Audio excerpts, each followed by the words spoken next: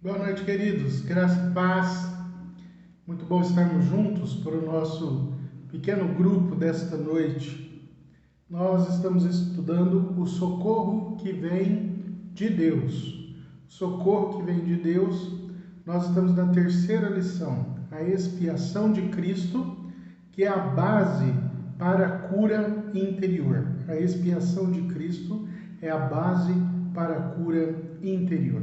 O nosso texto dessa noite é Isaías, capítulo 53, o versículo 5. Isaías 53, 5, que diz assim: Mas ele foi transpassado por causa das nossas transgressões, foi esmagado por causa das nossas iniquidades. O castigo que nos trouxe paz estava sobre ele, e pelas suas feridas fomos curados. Até aqui. Vamos orar? Deus, obrigado por esta noite nos reunirmos para podermos estudar a sua palavra. Que o Senhor, ó Deus, abençoe o nosso grupo, Senhor.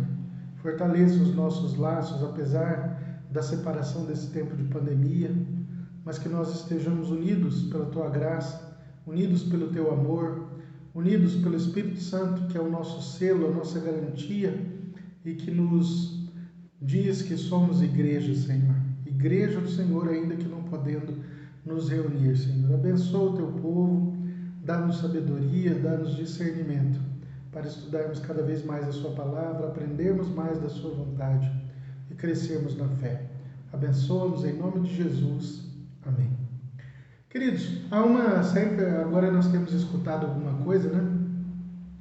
Tipo, esse é o novo normal. E a gente tem que parar de pensar, porque às vezes a gente acaba dizendo isso, esse é o novo normal. Isso não é o novo normal. Por que não é o novo normal? Porque o normal é nós nos encontrarmos. O normal é nós estarmos todos juntos. O normal é nós podermos celebrar os nossos aniversários, celebrar o nascimento, não é, dos nossos filhos, celebrarmos, termos a alegria de celebrarmos quando alguém descobre que está grávido, né? E que faz aquele chá de bebê para dizer se é menino, se é menina. É isso que é normal. Nós não podemos aceitar esse novo normal. Por que nós não podemos aceitar esse novo normal, então? Porque isso é fruto da ganância do homem, do coração maldoso do homem. É por isso que existem essas doenças. Essas doenças não surgem naturalmente. Elas foram criadas. Todos nós sabemos disso, não é? Então, quando nós olhamos para isso, é fruto da ganância do homem, fruto de uma experiência que não deu certo ou que deu certo. Existem aí várias teorias da conspiração que vão dizer, então, que esse vírus foi solto aí, não é, justamente para fazer o que ele está fazendo realmente, não é, para que uma outra nação obtenha ganhos. Mesmo que ainda se tente dizer que não, e que se diga que é uma teoria da conspiração, não há motivo nenhum para haver esse vírus, não é? Então, o que nós vemos, de onde vem tudo isso? Muitos vão dizer, é da China, é de não sei de onde, foi os Estados Unidos, ou não foi não sei quem. Não interessa. O fato que nós precisamos aprender para a nossa vida, talvez você que está nos assistindo e que ainda não entendeu a razão do mal não está nos atos.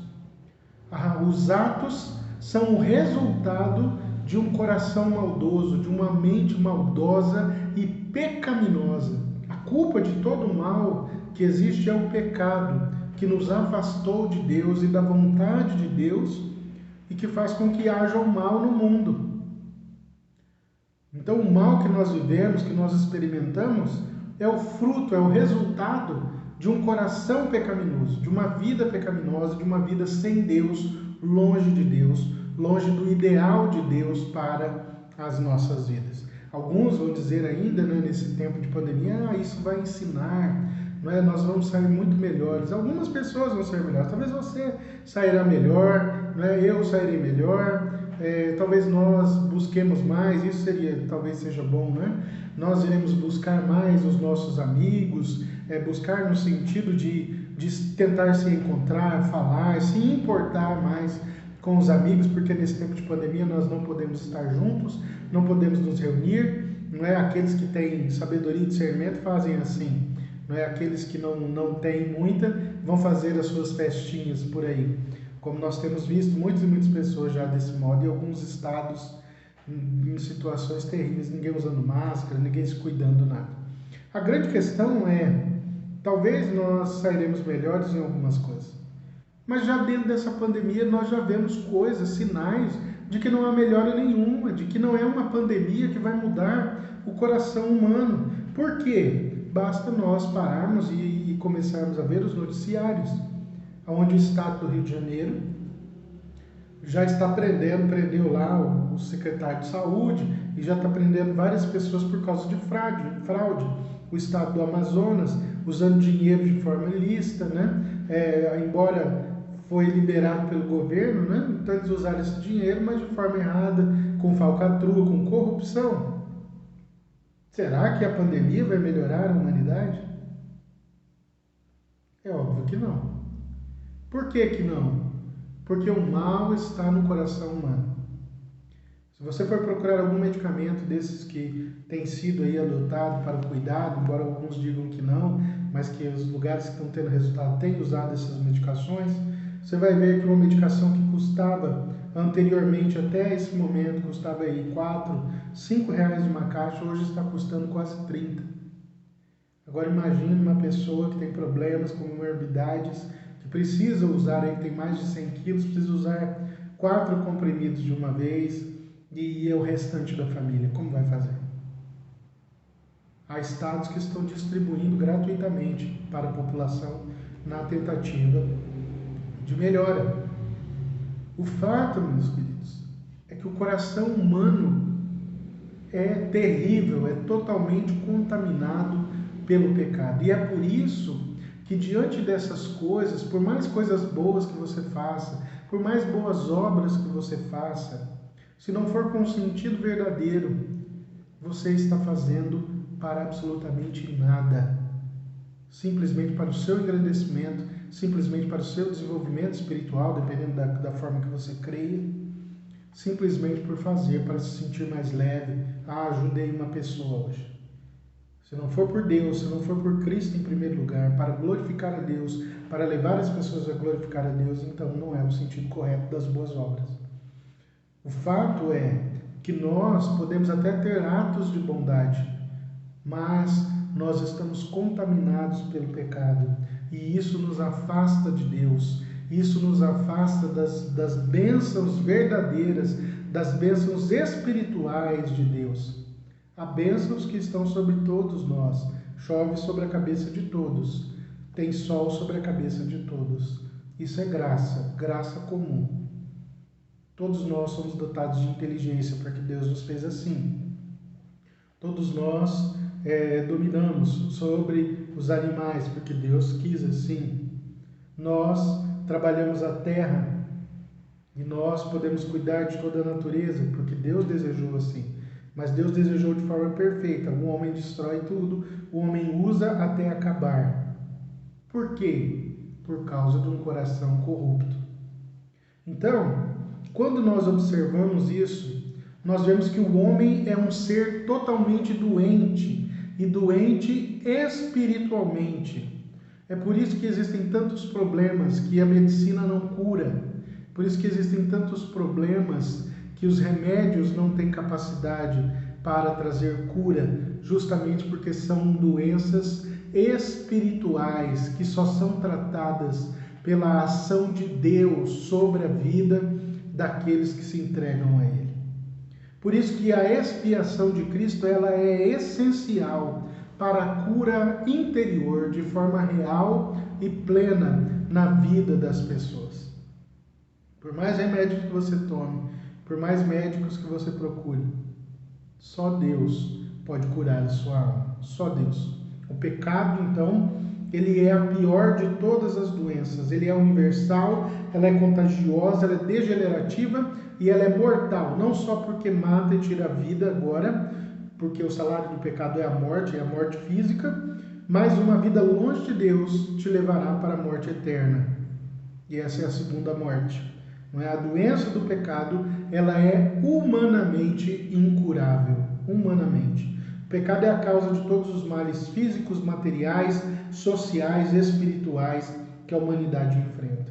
O sacrifício de Jesus Cristo na cruz é a base que possibilita a cura interior. É o sacrifício de Cristo, é através da cruz de Cristo, porque a cruz de Cristo, ela é o remédio de Deus para o pecado. É por isso que o texto que nós lemos nos diz assim: mas ele foi transpassado pelas nossas transgressões e moídos pelas nossas iniquidades. O castigo que nos trouxe a paz estava sobre ele, e pelas suas pisaduras fomos sarados. Então essa lição de hoje, ela analisa o sacrifício de Jesus como a base para a cura interior. Dentro da teologia sistemática, né, é classificado como a doutrina da expiação de Cristo. O que significa então essa expiação de Cristo? Expiar significa reparar, remir um crime ou um pecado, uma falta, por meio de uma penitência ou um castigo, certo? Então, quando nós olhamos aqui, o dicionário Aurélio explica dessa forma: expiar significa remir a culpa, cumprindo pena, sofrer a consequência de. Não é? O conceito de expiação dentro do Antigo Testamento, ele se resume ao esclarecimento da palavra capar ou cafar, né? Essa palavra significa cobrir ou esconder, e daí traz esse sentido de obliterar, lavar, expiar, redimir e propiciar. Uma demonstração central do uso desse termo se encontra dentro do tabernáculo, no propiciatório, não é? No grande dia da expiação, em Levítico 16. No dia da expiação significa o dia da cobertura, onde o propiciatório era o lugar em que Deus simbolicamente se encontrava com um homem pecador. Não é? O sangue aspergido, não derramado, mas aspergido pelo sumo sacerdote, cobria o pecado do homem. Então o pecado do homem sendo coberto pelo sangue não era mais visto por Deus, libertando aquele homem da culpa e do castigo. Na cruz, Jesus Cristo consuma a obra da expiação, ou seja, ele nos cobre com o sangue derramado de Jesus é coberto, ou melhor, o sangue de Jesus nos cobre, e é por isso que Deus olha para nós novamente. Deus nos olha através do sangue de Jesus Cristo. É pelo sangue de Cristo que nós somos sarados e curados. Porque a expiação de Cristo leva os pecadores ao encontro com Deus novamente. O sacrifício de Jesus cria a possibilidade de um restabelecimento das relações entre Deus e o homem. Para que haja essa verdadeira cura interior, né? Uma vez que o pecado habita em nós e é uma doença, a expiação de Cristo se torna então necessária, é o único caminho. Por isso que Jesus é chamado, ou ele mesmo diz, eu sou, em João 14,6, ele diz assim: eu sou o caminho, a verdade e a vida. Ninguém vem ao Pai a não ser por mim. Ninguém, absolutamente ninguém é capaz de nos levar de volta a Deus. Nem você, por melhor que seja, se não for pela rendição da sua vida a Jesus Cristo, tendo Ele como seu Senhor e Salvador, não tem como ser curado do mal do pecado. Não tem como você se restabelecer com Deus novamente. Não há meio. O único meio é Jesus Cristo, por causa do seu sangue derramado na cruz do Calvário, que nos cobre, que toma o nosso lugar, porque era para nós termos morrido na cruz, ou termos sido destruídos por Deus, mas Jesus é que vem trazer salvação. Por que então, já que a gente entende essa expiação, que é essa cobertura, a necessidade da expiação é o segundo ponto dessa lição. Qual a necessidade da expiação? A necessidade da expiação, ela se torna evidente por duas razões básicas. A primeira delas, a santidade e a justiça de Deus. E a segunda é a pecabilidade do homem. A santidade de Deus e a pecabilidade do homem. Não há como eu me encontrar com Deus sendo um pecador. Deus não olha para mim. Isso é uma mentira de que muitos dizem, né, Deus ama o pecador. Não. Não ama. Por quê? Porque Deus é santo e justo na sua natureza. Plenamente santo e justo. Ele é justo no caráter e na conduta.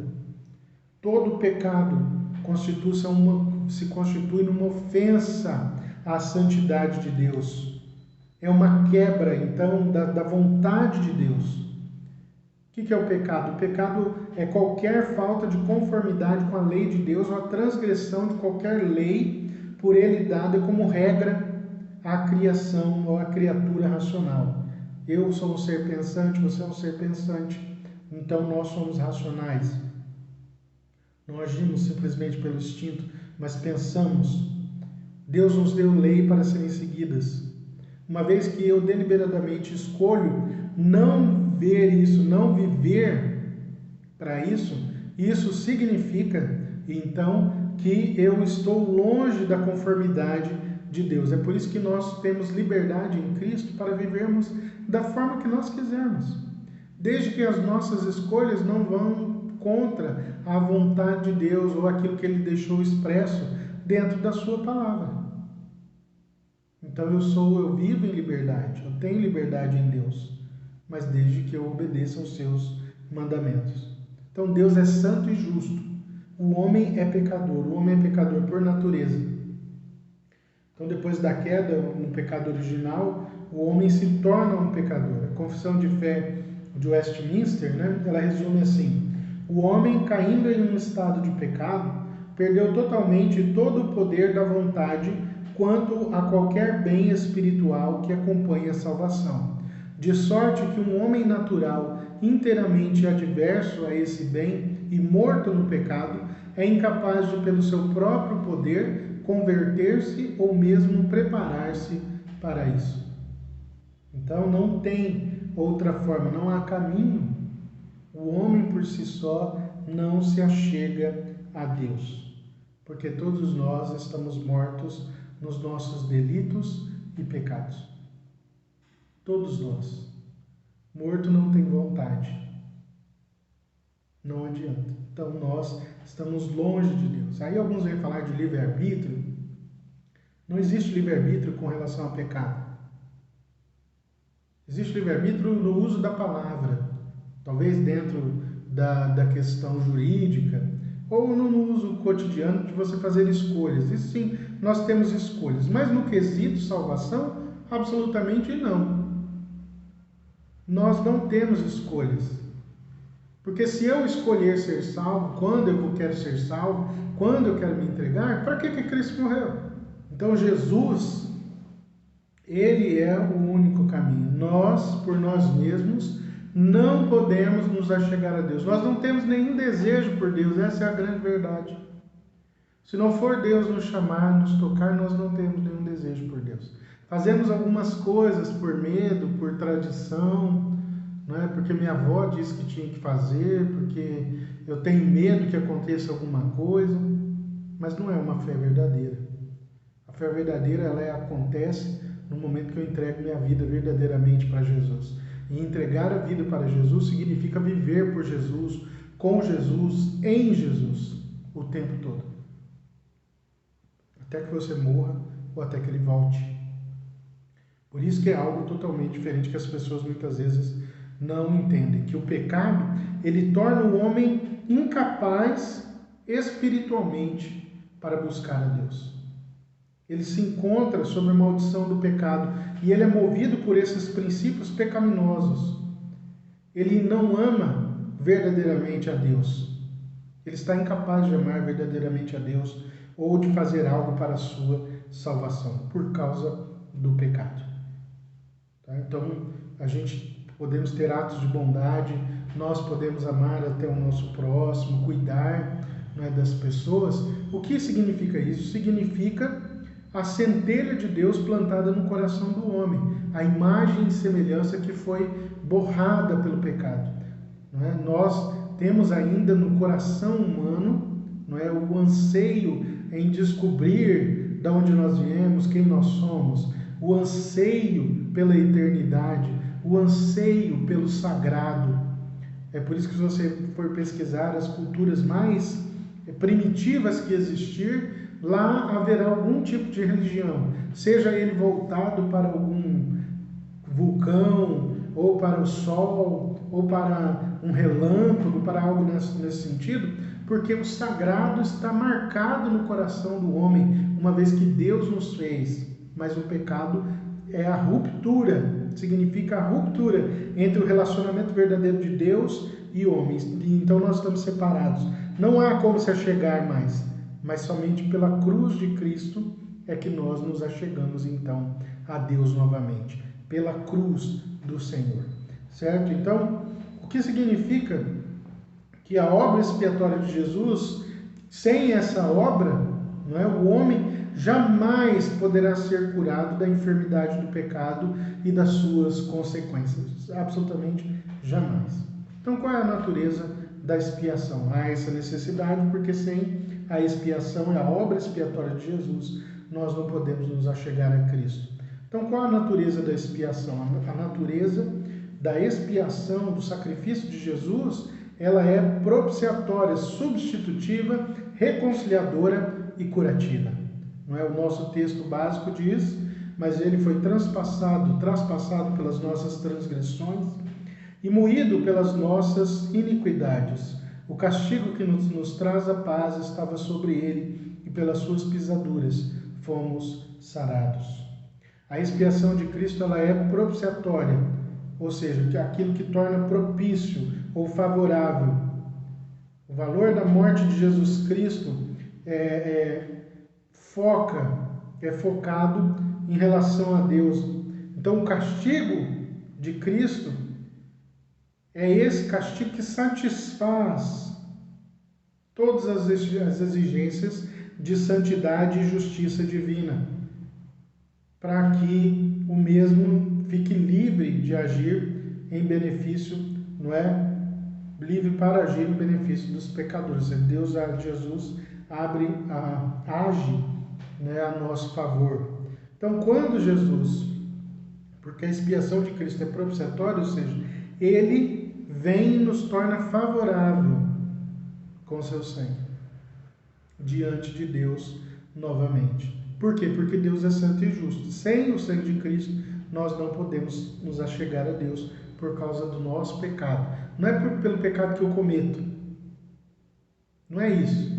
É porque eu sou pecador. É isso que eu preciso entender. Você é pecador. É por isso que você precisa de salvação. Ah, mas você pensa, eu obedeço os mandamentos, eu faço tudo certo. Isso não é suficiente.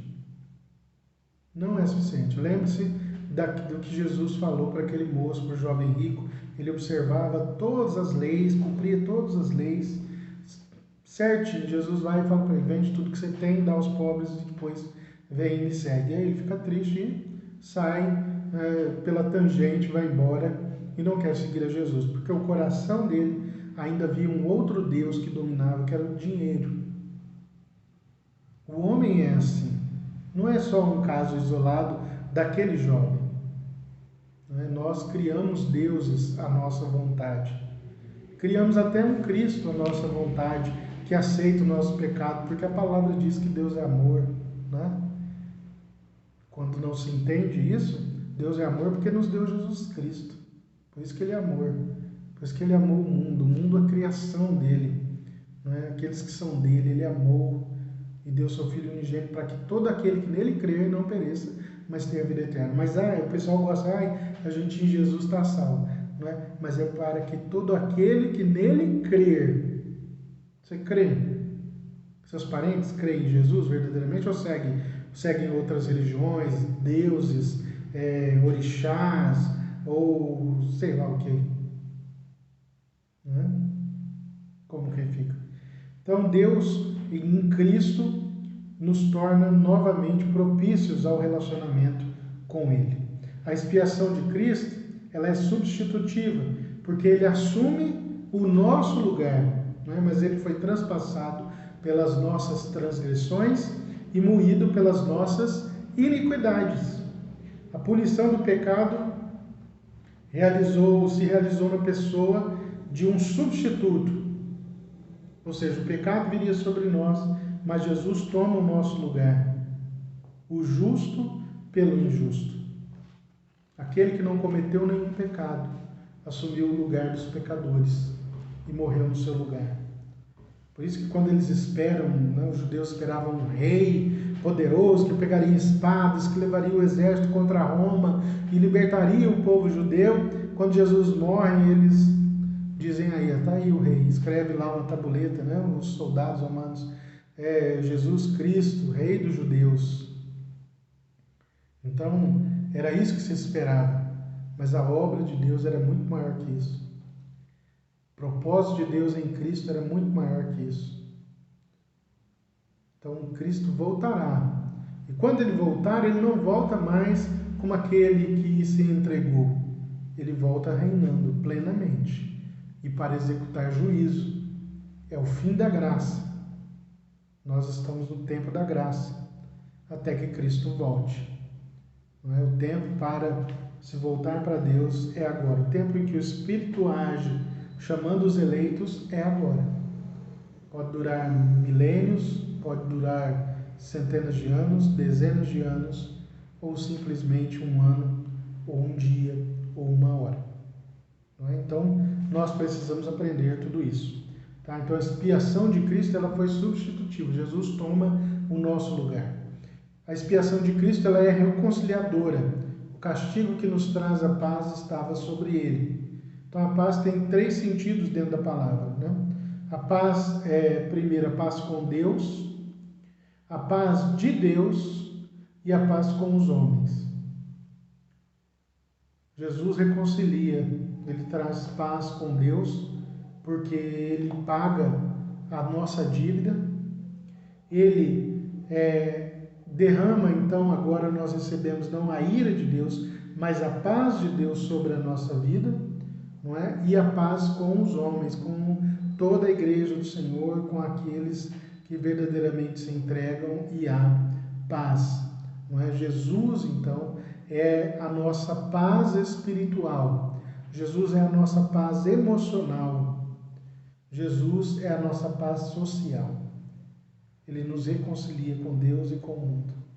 Então, a expiação de Cristo ela é também curativa e pelas suas pisaduras nós fomos sarados. Os efeitos do pecado não é, são desfeitos pelo sacrifício de Jesus e até a própria morte é anulada. Os efeitos são esses. Acaba-se o pecado em Cristo, através da morte de Cristo. Então, em Cristo, nós nos tornamos novas criaturas. Em Cristo, nós nos tornamos filhos de Deus. Em Cristo, nós encontramos a verdadeira paz, a verdadeira alegria, que traz cura espiritual. Qualquer diagnóstico médico, então, irmãos, deve partir dos sintomas para se chegar à causa da doença. Então, não adianta tratar os sintomas se você não atacar a raiz do problema. Para que o homem seja curado, para que haja igualdade, para que haja justiça social, para que haja paz, não é? De uma certa forma dentro da nossa sociedade, não basta então a gente cuidar das consequências, mas tem que tratar a causa. E a causa humana de todos os males, ela só é tratada, ela só é curada pelo sangue de Jesus Cristo. O pecado no coração do homem é a raiz de todos os males. Então, no diagnóstico de Jesus, o que sai do coração do homem é isso que o contamina e não o que entra, não é? Quando nós vamos ler lá Marcos 7, a gente vê o pessoal falando, Jesus fala, estão preocupados demais. Aquilo que entra pela boca do homem entra e logo é expelido pelo corpo. O problema é o que sai pela boca do homem, porque isso provém do coração. E em outro lugar, Jesus vai nos dizer que aonde estiver o seu tesouro, ali estará também o seu coração. O coração do homem cria ídolos. O coração do homem se afasta de Deus. O coração do homem é enganoso, é ganancioso, é maléfico, é injusto. E por mais bondade que faça sem Deus, sem o sangue de Cristo o cobrindo, sem a expiação de Cristo, nada serve. Nada serve. né? Então, o remédio para a fonte de contaminação na vida humana hoje é a expiação de Cristo. O sangue de Jesus é que nos purifica de todo pecado. E pelas suas pisaduras nós fomos sarados. A lição aqui então termina com uma pergunta. Você quer ser curado? Entregue-se ao Senhor. Busque a Deus, porque Ele é a cura para as nossas almas, para os nossos males espirituais. Certo? Então nós encerramos essa lição que nos mostra que a obra expiatória de Cristo é a base para a cura interior. Que você realmente possa ter entendido. Se tiver alguma dúvida, você pode mandar a sua pergunta para que a gente explique, que eu possa te explicar, seja de uma forma privada ou por onde você me enviar a pergunta também. Tá certo? Que Deus te abençoe, que Deus cuide do restante da sua semana, que você seja grandemente abençoado por Deus. Vamos orar? Deus, obrigado, Pai, por esse tempo, obrigado por esse momento de estudo. Abençoa cada pessoa que está vendo, ó Deus, esse nosso estudo do pequeno grupo, que o Senhor, ó Deus, toque os corações, que o Senhor abra a mente, a fim de que eles entendam a sua obra expiatória, a fim de que eles entendam, ó Deus, por que precisam do Senhor, e que sem o Senhor nada podemos fazer. Abençoa as nossas vidas, cuida, Deus, daqueles que estão enfermos, daqueles que estão passando pelos problemas do coronavírus, Senhor, esteja ao lado deles, fortalecendo e abençoando. Abençoa o teu povo, em nome de Jesus. Amém e amém. Até mais.